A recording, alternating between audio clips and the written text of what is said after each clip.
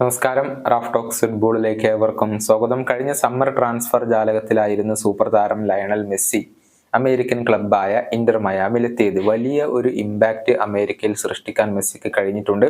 Messi വന്നതോടുകൂടി American ലീഗിന് അഥവാ MLS കൂടുതൽ വിസിബിലിറ്റി ലഭിക്കുകയായിരുന്നു. പ്രായമേറിയ താരങ്ങൾ കളിക്കുന്ന റിട്ടയർമെന്റ് ലീഗ് എന്ന ഒരു വിശേഷണം അമേരിക്കൻ ലീഗിന് ഉണ്ടായിരുന്നു. എന്നാൽ യൂറോപ്പിലെ പല താരങ്ങളും തങ്ങളുടെ കരിയറിന്റെ അവസാന ഭാഗം ചിലവഴിക്കാൻ വേണ്ടി അമേരിക്കൻ ലീഗിൽ എത്തുകയായിരുന്നു ചെയ്തിരുന്നത്. അതുകൊണ്ട് തന്നെ റിട്ടയർമെന്റ് ലീഗ് എന്നായിരുന്നു പൊതുവിൽ MLS അറിയപ്പെട്ടിരുന്നത്. എന്നാൽ ലയണൽ മെസ്സി വന്നതോടുകൂടി ആ ചീത്തപ്പേര് മാറി കിട്ടി എന്നുള്ള കാര്യം അമേരിക്കൻ താരമായ ടിം പാർക്കർ ഇപ്പോൾ പറഞ്ഞിട്ടുണ്ട്. സെന്റ് ലൂയിസ് സിറ്റിക്ക് വേണ്ടിയാണ് അദ്ദേഹം കളിച്ചുകൊണ്ടിരിക്കുന്നത്. അദ്ദേഹം മെസ്സിയെ കുറിച്ച് പറഞ്ഞിട്ടുള്ള കാര്യങ്ങൾ ഇങ്ങനെയാണ്: ഫുട്ബോളിലെ തന്നെ ഏറ്റവും വലിയ പേരാണ് ലയണൽ മെസ്സി. അദ്ദേഹം ഇപ്പോഴും അർജന്റീനക്ക് വേണ്ടി കളിക്കുന്നുണ്ട്.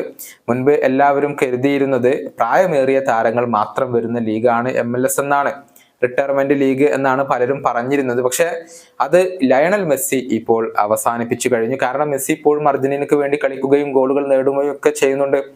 അമേരിക്കയിലും മികച്ച പ്രകടനം മെസ്സി നടത്തുന്നു.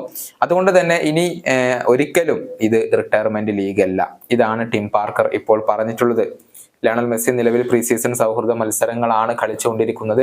ഹോങ്കോങ്ങിലെ മത്സരത്തിൽ പരിക്ക് മൂലം മെസ്സി കളിച്ചിരുന്നില്ല. അത് വലിയ വിവാദമായിട്ടുണ്ട്. ഇനി നടക്കുന്ന മത്സരത്തിൽ ജാപ്പനീസ് ക്ലബ്ബായ വിസൽ കോബയെയാണ് അവർ നേരിടുക.